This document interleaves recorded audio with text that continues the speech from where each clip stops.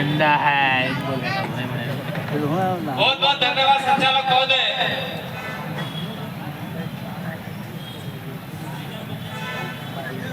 पाँच मिनट से पहले मुझे रोकना मत। लगभग मैं 10 मिनट तो लूंगा।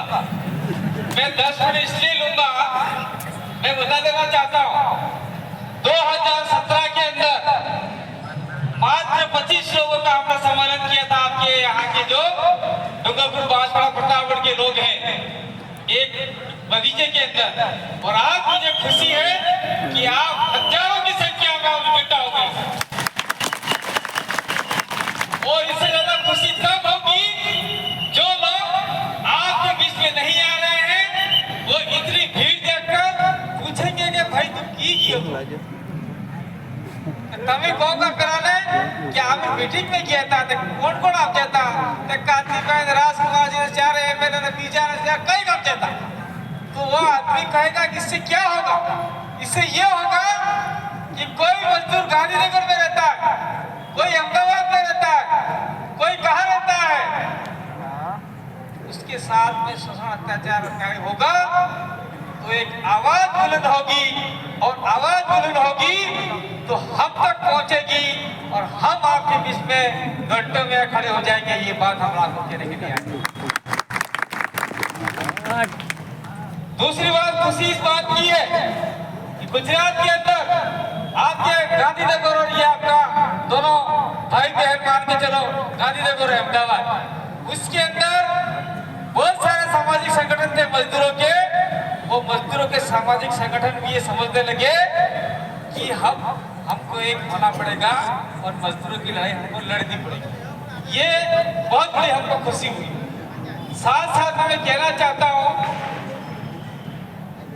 ये भी माया बोली, बहन माया और वक्ता भी बोलेंगे, लेकिन मुझे साथ साथ में ये बात कहने की जरूरत है कि हम लोग राजकुमार भाई बैठे हुए हैं, उनसे निवेदन करना चाहते हैं कि आप लोग संसद के अंदर एक आवाज उठाइए, चाहे अहमदाबाद हो, चाहे जयपुर हो, चाहे गांधीनगर हो, चाहे बड़ौदा हो, चाहे कोलकाता हो, चाहे बम्बई हो, कहीं भी बड़े बड़े इलाके हो जहाँ पर आदिवासी मजदूर रहते हैं, उनके बच्चों के लिए एक निहारने स्कूल की व्यवस्था सरकार की ओर से होनी चाहिए, बाइबल का पैसा लगना चाहिए और उनको वहाँ पर एडमिशन होना चाहिए।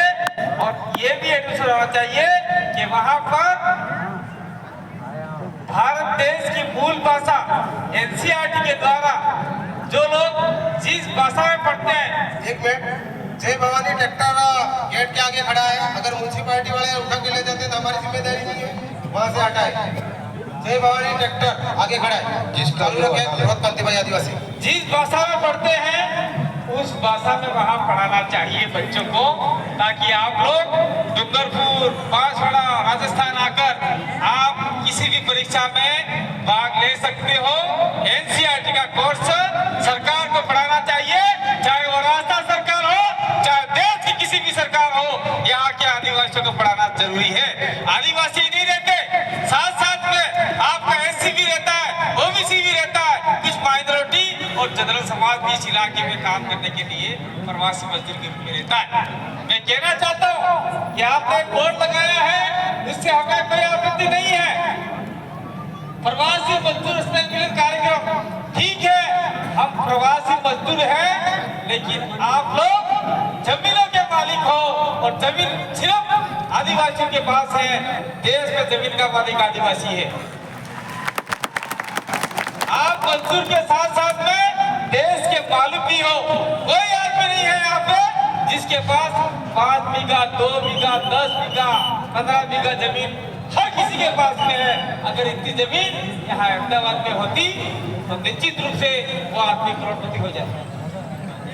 और मैं कहना चाहता हूँ कि आप लोगों को एक ही मात्र हमारा स्टेचू था अहमदाबाद के अंदर, वो बगीचा था, लेकिन सरकार ने उसको शायद तोड़ दिया, ऐसा पता नहीं है। इस अहमदाबाद की नींव रखने वाला कोई आदमी नहीं था, आदिवासी भील राजा असमंत था। आपने इसको समझा नहीं। अहमदाबाद किसने नाम दिया और अहमदाबाद किसके नाम से? हम भील राजा आसावल के नाम से है और आपको घबराने की जरूरत नहीं है। यहाँ के बहुत बड़े शिक्षाविदों ने भी आपका आसावल बिल का जिक्र किया हुआ है। इसलिए आपको मान सम्मान के साथ में काम करना होगा और भील प्रदेश के साथ में कंधे से कंधा मिला के काम करना होगा। मैं ज्यादा समय नहीं खींच के एक बात अंदर में कह के जाना चाहता हूँ कि यहाँ की महिला है, उनके साथ में शोषण अत्याचार होता रहता है, लेकिन कुछ महिलाएं वो सारा मामला दबा देते हैं, उनके परिवार वाले भी दबा देते हैं। उनके साथ में अनहोनी घटनाएं होती रहती है। बस वाले हो चाहे आपके गरगाटी वाले हो चाहे गड़िया के मजदूर हो या कुछ भी हो, कुछ अनहोनी घटनाएं होती रहती है। तो उस घटनाओं को रोकने का भी जिम्मेदारी आपकी है। अगर किसी महिला के साथ में कोई छेड़ता है, शोषण अत्याचार करता है, तो एक आवाज दीजिएगा आपके यहाँ के जो सभी कार्यकर्ताओं को, और वो कार्यकर्ता हमको आवाज देंगे और हम आपके बीच में खड़े होकर शासन प्रशासन से लड़ने का काम करेंगे, निश्चित लड़ेंगे और उसको हम न्याय दिलाएंगे। और मैं बार कहता आया और लास्ट के भी जा रहा हूँ। 2017 के अंदर मैंने 25 लोगों को इकट्ठा करके यहाँ काम स्टार्ट किया था।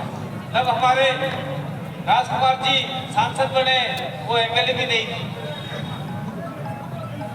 वो भी नहीं थे, छिट्टियां भी नहीं कहते बात की, वो भी नहीं थे। तो मैं ये कहने के लिए आया, कहना चाहता हूँ कि 2017 में आप लोग 25 लोग इकट्ठा होकर काम कर रहे थे। तो उस समय कुछ लोगों ने क्या सोचा था कि कांति भाई आदिवासी लौट के नहीं आएगा, ऐसा गलत।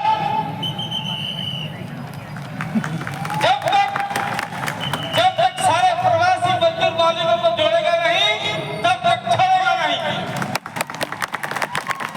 और एक बात और कहता आया हूं, मेरे एक्सीडेंट होने के बाद कुछ लोग ऐसा समझते होंगे कि ये तो घायल हो गया। ये टाइगर घायल नहीं हुआ, अभी जिंदा है। और आप सभी लोगों ने मुझे सुना, समझा और अपन लोग मिलेंगे, कार्यक्रम करेंगे। जो लोग नहीं आए हैं उनको बताइए और आपके जितने भी हक अधिकार है मजदूर संबंधी वो भी अपन करेंगे। लेकिन अपने बच्चों को पढ़ाइए और थोड़ा सा काम गलत हो रहा है उसको रोकने का प्रयास कीजिए। आप लोग बस में आए, किसी भी आए, अगर कोई परेशानी होती है तो जिला मुख्यालय पे हम लोग रहते हैं डूंगरपुर के, तो हम लोगों को आप लोग सूचित कीजिए, निश्चित रूप से हम आपकी मदद करेंगे। दूसरा बात मैं कहना चाहता हूँ कि बस वाले अगर आपको ज्यादा से ज्यादा पैसा लेते हैं तो आपकी आसाम ट्रेन चली हुई है, उस ट्रेन से आप लोग सीधे डूंगरपुर उतरिए, मात्र 60-70 रुपये किराया होगा, उस किराए से आप आराम से आ सकते हैं।